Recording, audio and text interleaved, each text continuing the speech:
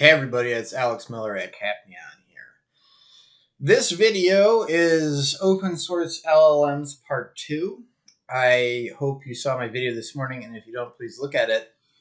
There's a warning in there that if you go too crazy trying to rebuild the wheel in-house, it's going to be miserable and you're going to spend a lot of money. I think that warning is important, and I'm trying to get it out there. That being said, I want to reiterate this idea. There's this huge spectrum. So if you give ChatGPT a long piece of text to read and then you ask it questions later without making a new session, in a way you've already made your own LLM, and a lot of the more viable stuff you would do to make your own LLM viable, particular in the you can definitely achieve it and it's not hideously expensive. A lot of the more viable stuff is vaguely that. That's something to think about.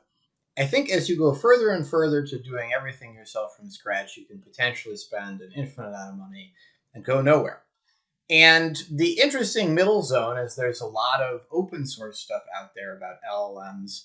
And this video is a little bit about navigating the lot, because there's new ones coming out all the time. There's just zillions of articles. You could just drown yourself in articles enumerating all the things you could look at. And how do you navigate this? So I'm going to talk in this video in particular about performance metrics. Hugging Face, who is a very prominent creator of AI development tools, has a leaderboard, which is a great place to start. I'm going to problematize it and poke some holes in it. But it's a place to start of just what performs well, and we should dive into, well, what are these tests of performance? So I'm going to put the link to that leaderboard in the comments on this video. Currently, Falcon, which is getting a lot of conversation beyond my video, is at the top of it. If you open up that page, you'll notice that they have a bunch of different metrics. And I think it's really important, and what I would really like to get across to you in this video is like, well, what are these metrics? And is life really so simple?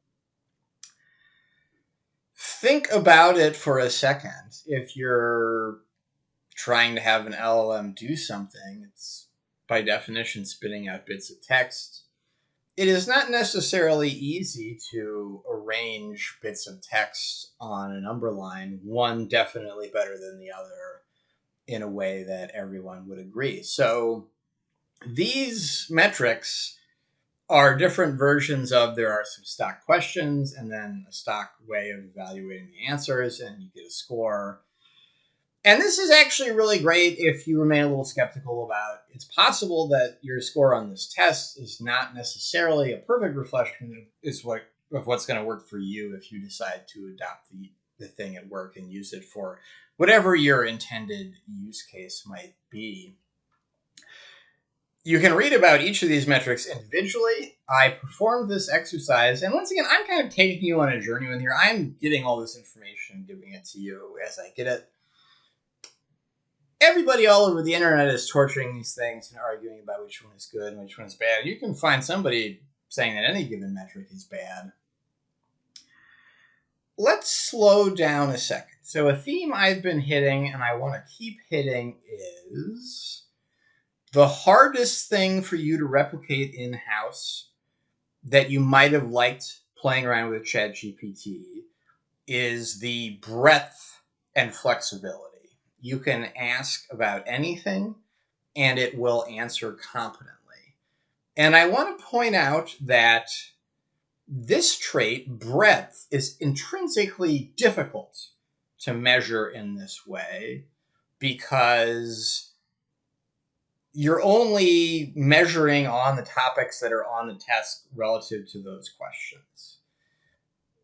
Breadth is intrinsically, well, if I came up with some weird way out of left field question, would it be able to handle it? And that's intrinsically something that you are not going to be able to measure very well with these metrics. Of course, it's also true that you might be able to take one of these open source LLMs and one way or another get it some information about some knowledge base that's important to you, and then it can have conversations with people. So for example, you could have it read all your help documentation and then have it work as a chatbot for customer service reasons. So this is about integrating information that's unique to you and then regurgitating it competently. Your corporate corpus of information you want to use for this is not going to be on the test. And now your metric is really about integrating information, and it's not about the competency of handling the information that was in the thing when you got it. That being said, this is a great place to get started. There's definitely a lot of stuff out there, and I want to re-emphasize, you really want to be starting with something that's as close to the finish line as possible.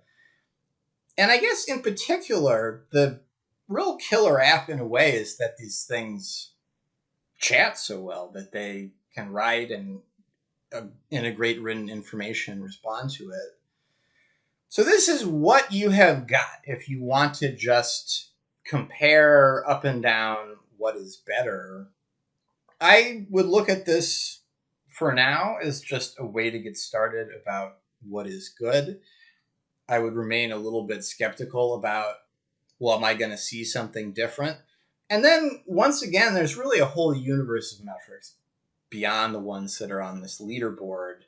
And you can read all day about what people think is good and think is bad. So this is just a place to get started. I'm going to continue drilling into the different ins and outs of these open source models, and I will pass on what I find to you.